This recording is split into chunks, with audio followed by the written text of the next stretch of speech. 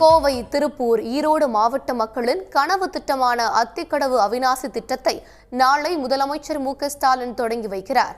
இதன் மூலம் 60 ஆண்டு கால போராட்டம் முடிவுக்கு வருகிறது. தமிழ்நாட்டின் மேற்கு மாவட்டங்களான கோவை, ஈரோடு, திருப்பூரில் நெல், மஞ்சள், வாழை மற்றும் தென்னை சாகுபடியால் ஒரு பகுதி வளம் கொழித்து செழுமையாக காணப்பட்டாலும் மற்றொரு பகுதி வானம் பார்த்த பூமியாக நீரின்றி வறண்டு காட்சியளிக்கின்றன. இதற்காக நீலகிரி மலைப்பகுதியில் உருவாகி காவிரியில் கலக்கும் பவானி ஆற்றின் உபரி நீரை இந்த பகுதிகளுக்கு கால்வாய் மூலம் கொண்டுவர வேண்டும் என்ற கோரிக்கையுடன் உருவானதுதான் இந்த அத்திக்கடவு அவிநாசி திட்டம்.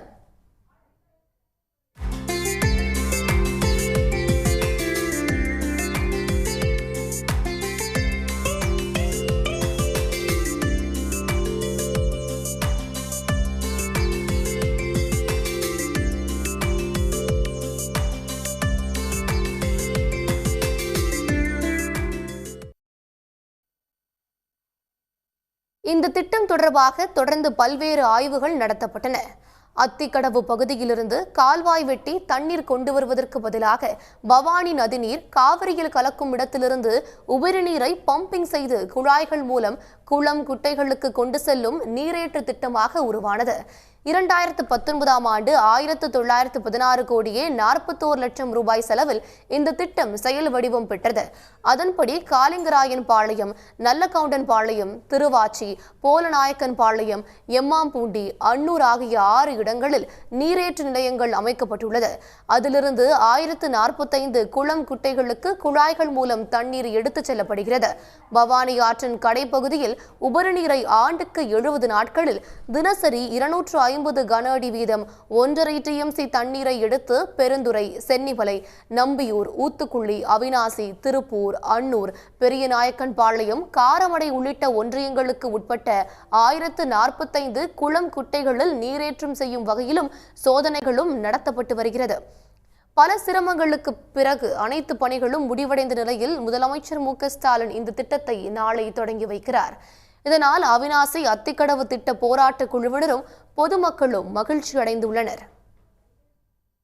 இந்த திட்டத்துக்காக பல்வேறு ஆண்டுகளும் உழைத்து போராடி வந்த மக்களுக்கு அனைத்துக்கும் நன்றி தெரிவித்துக் கொள்கிறோம். இந்த திட்டத்தினால இன்னைக்கு ஆயிரக்கணக்கான குளம், குட்டைகள்ல இந்த சோதனை ஓட்டத்திலேயே ஓரளவுக்கு நிரம்பி இருக்கு தண்ணி. இதுலயே நிலத்தடி நீரோட்டம் மிக பெரும் அளவில் உயர்ந்திருக்கு. மக்கள் அனைவரும் சந்தோஷமா இருக்காங்க.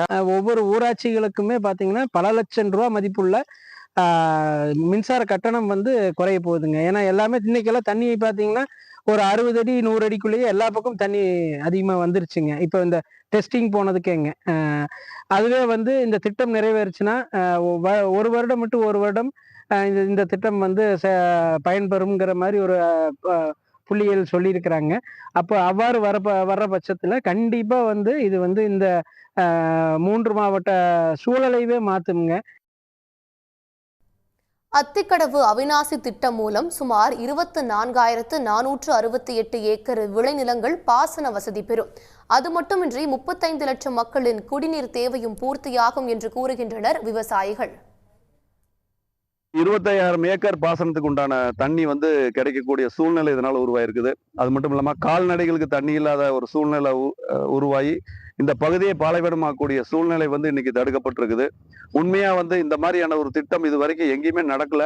அந்த மாதிரியான ஒரு திட்டம் திறமையா அதாவது லிஃப்ட் இரிகேஷன் சொல்லுவாங்க. அதாவது பவானியிலிருந்து கூடுதுறை அந்த இடத்துல இருந்து அதுக்கு முன்னாடி இருந்துங்க பவானி ஆத்துல ஃபர்ஸ்ட் பம்பிங் ஸ்டேஷன் செட் பண்ணி 6 பம்பிங் ஸ்டேஷன் மூலமா இத்தனை மாவட்டங்களுக்கும் தண்ணீர் கொண்டு வந்திருக்கிறாங்க. அதற்காக பிடபிள்யூடி துறைக்கும் இந்த நேரத்தில் நாங்கள் நன்றி தெரிவிச்சுக்கிறோம். அத்திக்கடவு அவிநாசி திட்டம் மூலம் வறண்ட நிலங்கள் பசுமை பூமியாக மாறி இயற்கையும் அதன் பல்லுயிர் சூழலும் மாறும் என எதிர்பார்ப்புடன் காத்திருக்கின்றனர் மேற்கு மாவட்ட மக்கள். சன் நியூஸ் வாட்ஸ்அப் சேனலை ஃபாலோ செய்யுங்கள்.